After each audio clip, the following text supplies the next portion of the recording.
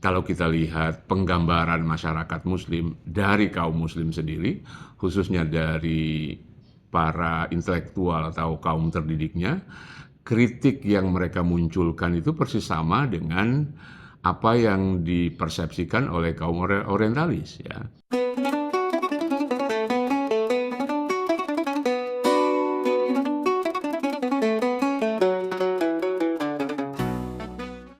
Pagi ini saya mau bicara tentang Islamofobia, sebuah konsep yang belakangan ini ramai dibicarakan dan didiskusikan para sarjana, juga kadang-kadang muncul di perbincangan publik.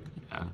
Beberapa waktu lalu misalnya saya melihat setiap kali ada isu tentang Islam, terutama di negara-negara barat, istilah ini selalu dimunculkan dan banyak orang yang tidak terlalu paham apa sesungguhnya yang dimaksud dengan Islamofobia itu sendiri.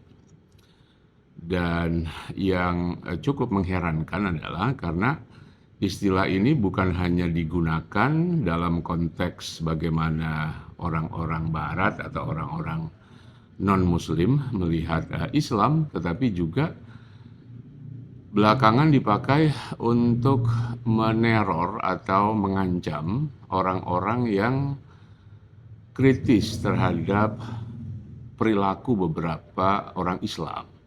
Nah, karena itu penting buat kita untuk melihat apa sih sesungguhnya konsep Islamofobia ini. Nah, saya ingin menjelaskan konsep ini dengan gamblang ya. Pertama-tama, istilah Islamofobia itu bisa ditelusuri sejak lama, mungkin sejak abad pertengahan ketika pertemuan Islam dan Kristen atau pertemuan antara kaum muslim dan dunia di luar Islam ya. Istilah Islamofobia sendiri sebetulnya konsep baru yang diperkenalkan di dunia modern.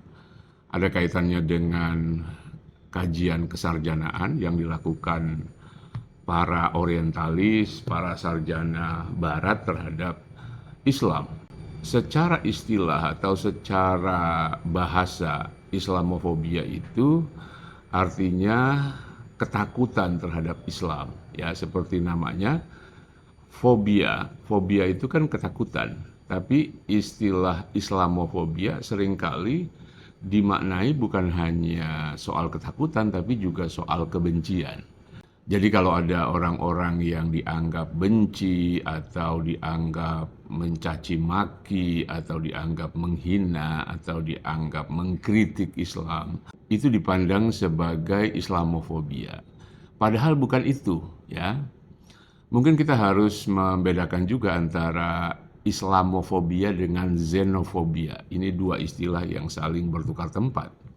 Xenofobia secara umum artinya ketakutan terhadap sesuatu yang asing, sesuatu yang berbeda. Jadi kalau kita merasa alergi atau kita merasa benci pada sesuatu yang asing dan ketakutan itu bersifat ekstrim, itu disebut sebagai xenofobia. Nah, Islamofobia ini ada kaitannya dengan sejarah pertemuan Islam dan Barat ya, bagaimana image tentang Islam itu dibentuk. Kalau kita bicara tentang image Islam, kita bicara tentang perjumpaan Islam dan Barat atau Islam dan kaum muslim dan orang-orang Eropa.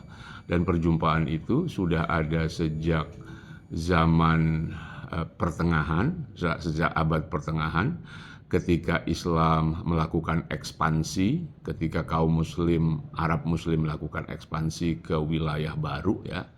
Seperti kita tahu pada saat itu ada dua imperium atau dua kekuatan besar sebelum Islam lahir, yaitu Persia dan Romawi.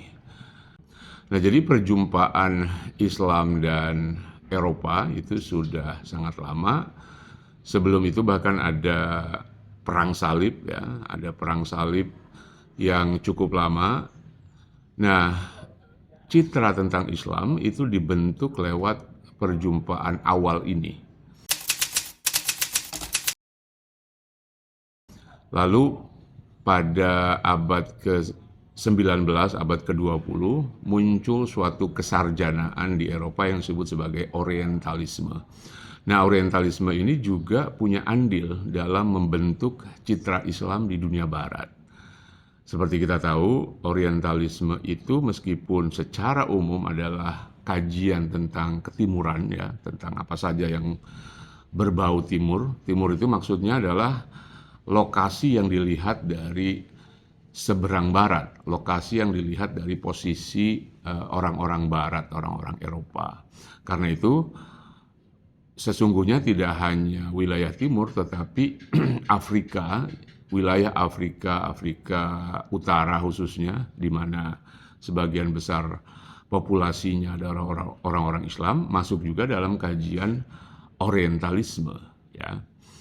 Nah, para orientalis itu mengkaji tentang Islam, baik secara sosiologi, secara politik, dan juga mengkaji hal-hal yang sangat teknis, termasuk peninggalan intelektualnya, ya, mengkaji tentang filsafat, tentang teologi, bahkan tentang tradisi Islam yang biasanya hanya dikaji oleh para ulama, seperti kajian terhadap hadis, kajian terhadap Quran, kajian terhadap fikih, dan seterusnya.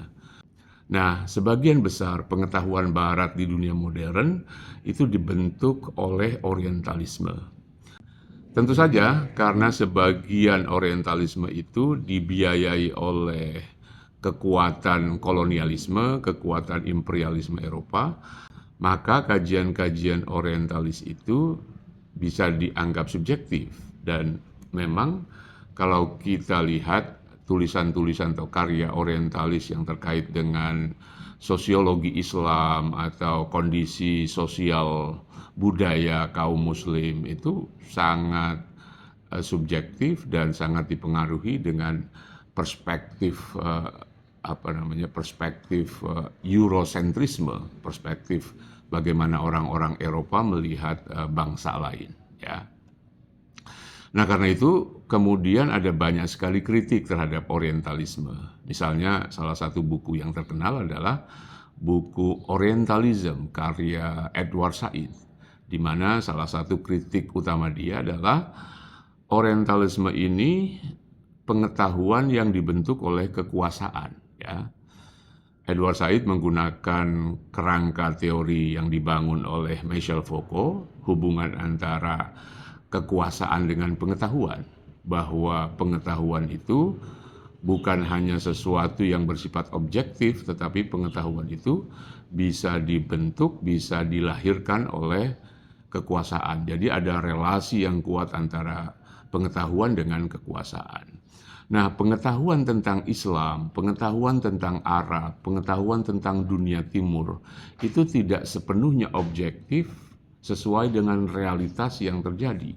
Tetapi pengetahuan tentang itu dibentuk oleh perspektif yang subjektif kaum orientalis ini, ya. Saya akan bicara lebih spesifik tentang orientalisme nanti, tapi saya mau kembali ke soal Islamofobia biar tidak terlalu luas, ya. Nah, singkat cerita, dari kajian-kajian orientalisme itu, dari kajian-kajian kaum orientalis itu kemudian terbentuk satu wajah, satu citra tentang Islam di dunia barat, ya. Kalau kita perhatikan sampai sekarang, citra Islam yang negatif, Islam yang terbelakang, Islam yang tidak menghargai hak-hak perempuan, Islam yang misoginis, Islam yang patriarkis, itu semua gambaran tentang itu sebagian dibangun oleh buku-buku orientalis. Nah, tentu saja tidak semua yang dituliskan oleh orientalis atau para sarjana barat itu keliru atau bertentangan dengan realitas. Menurut saya, sebagian atau bahkan sebagian besar yang ditulis kaum orientalis sebetulnya merefleksikan realitas di dunia Islam atau di dunia Arab khususnya, ya. Hanya saja memang kadang-kadang satu peristiwa atau satu momen itu di blow up, ya, di zoom in, sehingga itu yang terus-menerus dinarasikan, itu yang terus-menerus diungkapkan, sehingga kita melihat hanya satu potret tentang dunia Islam misalnya. kalau kita lihat penggambaran masyarakat Muslim dari kaum Muslim sendiri, khususnya dari para intelektual atau kaum terdidiknya, kritik yang mereka munculkan itu persis sama dengan apa yang dipersepsikan oleh kaum orientalis, ya. Para penulis Muslim seperti Qasim Amin misalnya. Qasim Amin adalah seorang ulama di Mesir yang hidup abad ke-19, awal abad ke-20. Dia menulis buku yang isinya adalah mengkritik bagaimana kaum Muslim memperlakukan perempuan. Buku dia pertama judulnya Tahrir al-Mar'ah, pembebasan terhadap perempuan. Dari judulnya saja kita bisa melihat bahwa pandangan Qasim Amin dalam bukunya ini cukup kritis, ya. Dia melihat ada diskriminasi, ada perlakuan yang tidak adil terhadap kaum perempuan. Nah, Qasim Amin ini bukan seorang orientalis, bahkan dia cukup kritis terhadap orientalisme dan terhadap dunia barat. Tetapi dia betul-betul melihat realitas yang sama seperti yang dilihat oleh para sarjana barat, oleh kaum orientalis.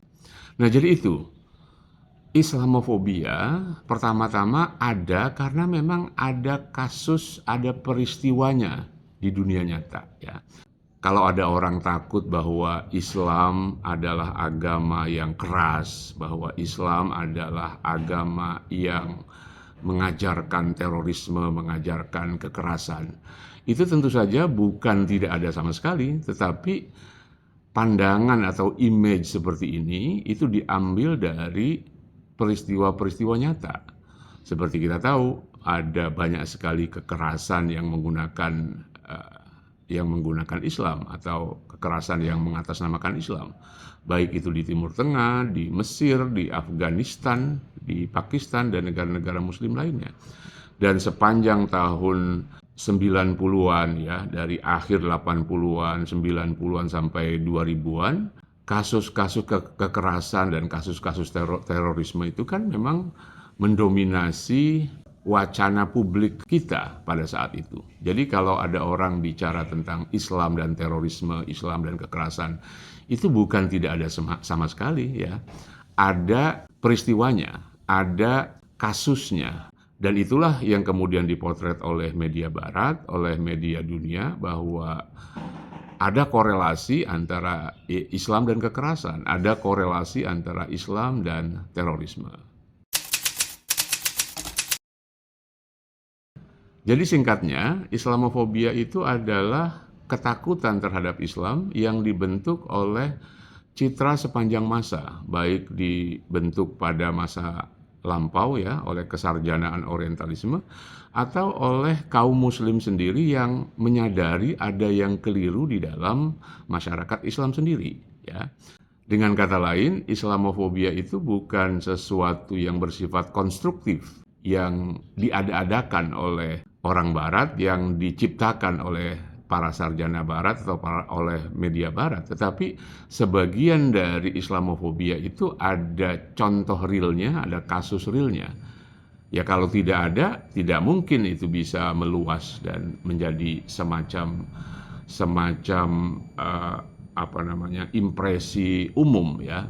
Karena kita tidak melihat misalnya Hindufobia atau Kristofobia atau Yahudifobia itu meluas seperti Islamofobia. Kenapa begitu? Karena kasus-kasus yang terkait dengan agama-agama non-Islam itu memang sedikit sekali. Ada pada zamannya, ya, dulu pada awal era modern atau pada zaman pertengahan, Kristen dikaitkan dengan kekerasan atau agama-agama lain dikaitkan dengan keterbelakangan misalnya. Tetapi sekarang ini kasus-kasusnya sudah sangat sedikit. Di dalam Islam, kasus-kasus kekerasan, kasus-kasus keterbelakangan itu masih sangat banyak. Dan itulah yang kemudian dipotret menjadi salah satu sampel untuk membentuk Islamofobia. Oke, nanti kita lanjutkan lagi dengan tema yang lain. Untuk hari ini kita cukupkan sampai di sini. Salam.